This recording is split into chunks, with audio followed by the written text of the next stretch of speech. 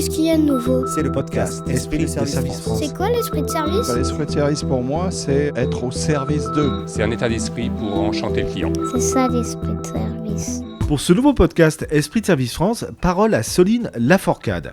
Soline nous parle de son expérience au sein d'Education First en tant que directrice générale de l'entité B2B. Education First qui est non seulement membre Esprit de Service France depuis 2020, mais également partenaire de l'association. Rencontre. Je suis Soline Laforcade, directrice générale de l'entité B2B d'Education First en France. Education First, c'est le plus gros acteur de formation au monde, plus de 50 000 collaborateurs, plus de 600 écoles, présents dans une centaine de pays.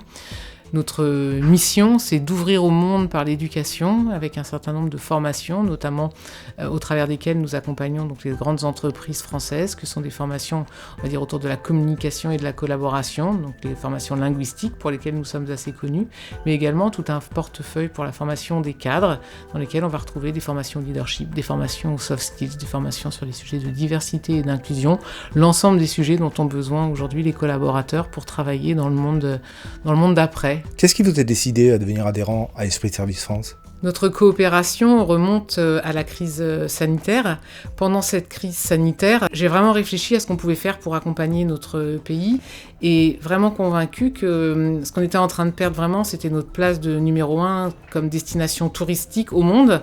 Et je me suis dit qu'avec les perspectives d'accueillir en 2023 la Coupe du Monde de rugby ou en 2024 les Jeux Olympiques, on avait vraiment la possibilité de se mettre dans une perspective moyen terme, d'utiliser la crise, la seule vertu de cette crise, c'est qu'elle nous donnait un peu de temps pour voir comment on allait employer ce temps pour être en capacité de mieux accueillir en 2023 et en 2024 le monde qui allait venir visiter la France. Ça faisait beaucoup de sens du coup de nous associer avec Esprit de Service France pour mutualiser nos envies et de devenir le bras armé d'Esprit de Service France, notamment sur la capacité des adhérents de pouvoir évaluer leur niveau d'anglais, dont on sait que c'est une compétence essentielle en termes d'accueil.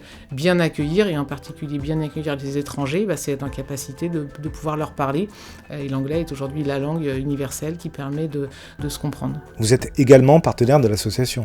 Le partenariat que nous avons formé ensemble, c'est que Education First met à disposition le test d'anglais que nous utilisons partout dans le monde. C'est un test de 50 minutes qui teste la compréhension écrite et la compréhension orale, qui est passé aujourd'hui par plus de 2 millions de personnes chaque année partout dans le monde, qui nous sert également à faire un baromètre de la performance linguistique des différents pays, sur lequel d'ailleurs on peut mesurer que la France progresse chaque année, avec un niveau de compétence qui pour l'instant est encore insuffisant pour pouvoir vraiment bien accueillir nos visiteurs notamment pour ces événements, mais qui progressent.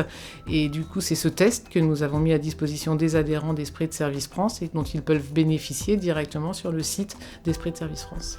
Quels sont les thèmes que vous voudriez voir abordés par l'association ? La thématique de 2020-2021 était le renouveau du management. Cette année, celle de la relation commerciale renouvelée. Quels sont les thèmes que vous voudriez voir portés à l'avenir ? Ces deux thèmes-là, déjà, nous tenaient beaucoup à cœur. Tous les sujets de management, ça fait partie des sujets sur lesquels on a tout un portefeuille pour pouvoir accompagner les entreprises, aussi bien un portefeuille de contenus digitaux, nos enseignants-chercheurs qui travaillent sur ces sujets-là et qui publient beaucoup de littérature, mais également une capacité d'accompagner avec du coaching, avec du contenu pédagogique. Évidemment, les sujets de la relation commerciale sont des sujets qu'on travaille avec nos clients et surtout un mouvement peut-être pour l'année prochaine extrêmement important, on le voit et on a d'ailleurs publié on a fait une enquête sur plus de 1200 responsables de formation à l'international sur des entreprises de plus de 1000 salariés récemment et dont on a partagé des résultats et qui met vraiment en avant l'émergence des soft skills. De plus en plus d'entreprises sont en train d'investir bien davantage dans le développement des soft skills que des hard skills et quand on fait de l'accueil et quand on fait de la qualité de service, bien sûr il y a des hard skills mais la dimension soft skills elle est également très forte. Donc je pense que c'est un des thèmes qu'on pourrait continuer de travailler ensemble, peut-être un thème pour 2023. C'est ça, c'est l'esprit de service.